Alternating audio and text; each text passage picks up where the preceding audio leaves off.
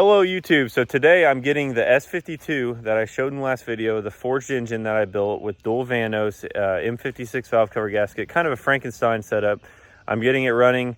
That's pretty well what this video is about today. It's the first start. It runs. I know it's good. You'll see the troubles I went through to get it to that point. But next video we'll probably be driving it. I'm not driving it until I take the valve cover off, retorque the head studs, and change the oil. It's a fresh engine, so once you go through a heat cycle, you need to change the oil and you need to torque your head studs. So this video is just getting this thing started, knowing that it's good and knowing that we can proceed with all this. And the red car, I don't know. We'll start on it someday if this engine's good. But there's still some things we got to do here. Next video, hopefully I'm on the streets actually ripping it. Wouldn't really say streets. I live kind of in the middle of nowhere. So I guess just country roads. I don't really know. But hopefully we're doing that next video. Nothing crazy entertaining going on here. It's just getting this thing to start. So I'm running this Kuro Gen 2 turbo. It's a GT3584 with a stainless 106 exhaust housing. And I noticed real quick that these, whatever you want to call them, these castings on here for different engine mount studs or used for different things on different model cars. This one got in the way of the compressor housing. So I had to grind it off and it fits fine now. This is not used for anything. I'm pretty sure you use like these four here. So I'm gonna paint this, put some flame proof VHT black paint on it, whatever, not a big deal. And I'm gonna go ahead and test fit this turbo. I have not used it on bottom mount before, so it should be interesting. So obviously you guys know I run Clutch Max clutches off eBay. I haven't really had any issues out of them. They tend to last a good amount of time, especially for 300 bucks, including the flywheel. Awesome deal. The reason I'm making this part of the video is because, well, oh no, I forgot the shim. I do it every single time. I always forget the shim. All you gotta do is trim that little leg off right there, like an inch. It was already trimmed off because last time I did this, I forgot the shim. And it'll fit right over the top. And then, bam, there it is. I remember the first time I ever forgot this, I took the clutch off and everything after torquing it to put this plate back on. No, don't worry about it. Just trim the leg off. You'll be all right.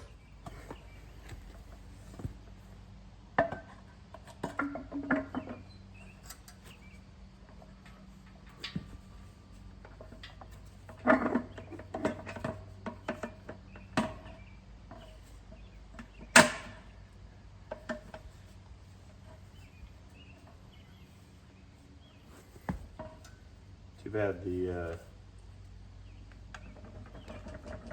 engine hoist moves so much, but you know you're in the splines when you're in gear and you cannot rotate this. So once you're to that point, you can kind of go ahead and just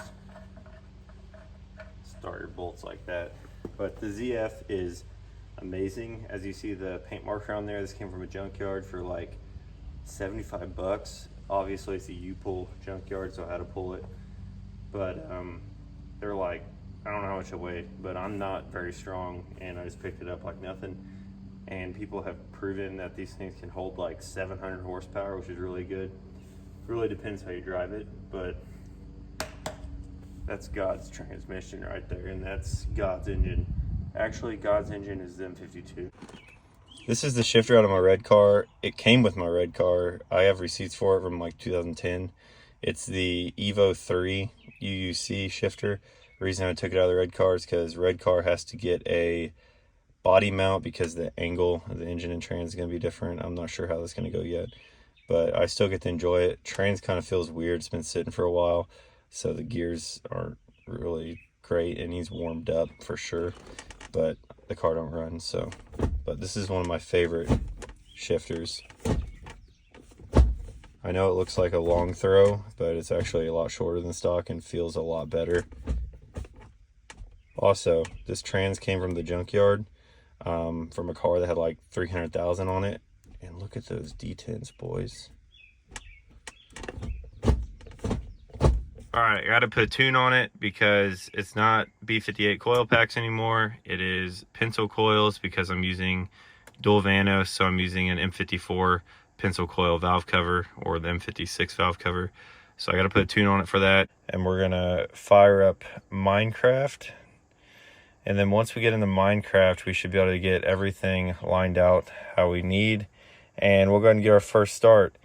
But we're already having issues launching Minecraft. So I guess instead of using Minecraft, we will launch the B Racing launcher. Wow, my computer is currently about to explode because I tried to open Minecraft. I'll be right back. All right, I have no idea what it's gonna do. I took the ECU out that I had on my single Vanos, and it had the B58 coils on it, and it was for single Vanos.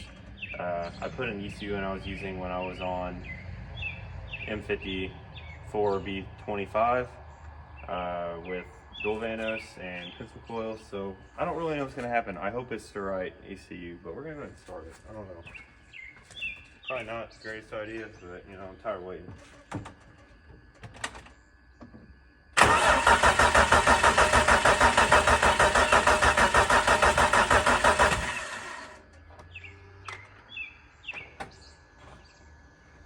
All right, so that was a great way to build oil pressure.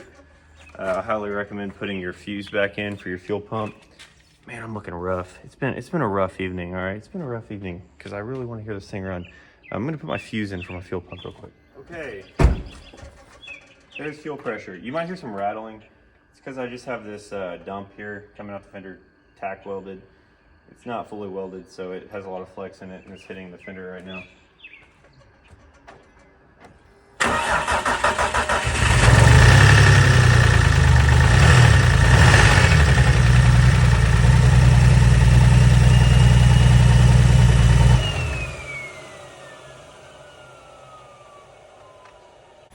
That could be one or two things. I put random coil packs in that I had in the garage.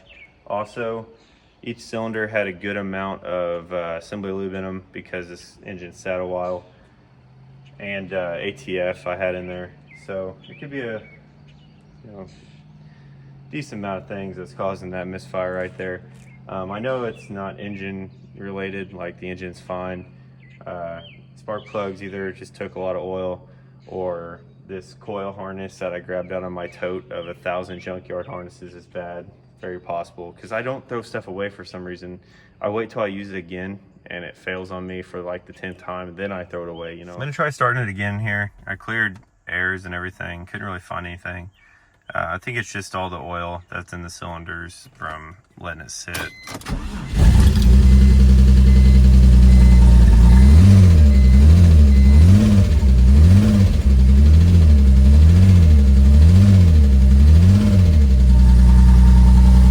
I don't know, I hear some noises. Might be lifters, but it cleared up now. You can see idle is pretty steady.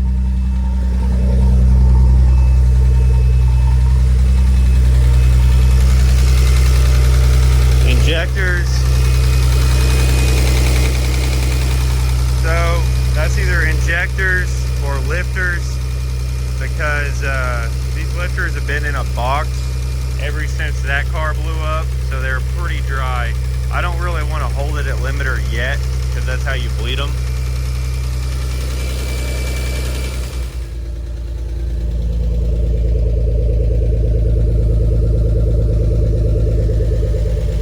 Let me give it some blips. I don't want to let it idle. I don't know, man. I really hope that's a lifter.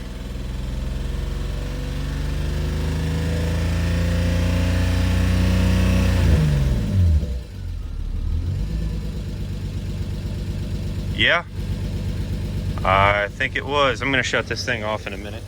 But now all I hear is injectors. Thank God. Okay, a lot of stuff burned off the manifold. Remember, I painted the manifold again so it has fresh paint on it. But all I hear now are my injectors, which they're pretty loud. That's the only downside about these. They're 1000 cc or so. Quieting it down a little bit. I think I still got some lifter noise, but definitely no rod knock. I was super worried about that.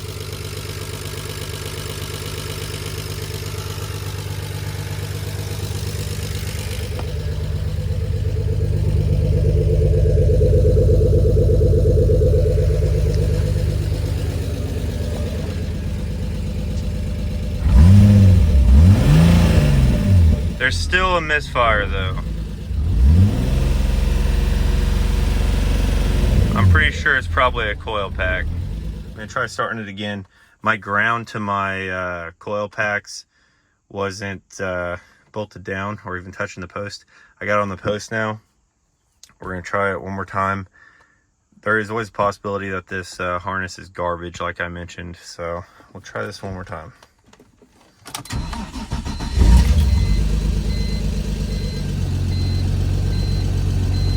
It's pretty solid. I mean, that's a pretty good idle.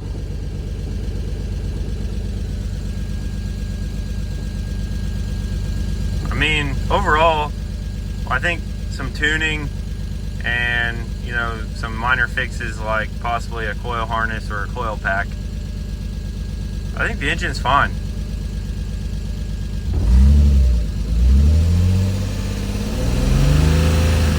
Some completely random tune from Jules. I don't even know what it was for, but this is the one I've showed the car running on recently.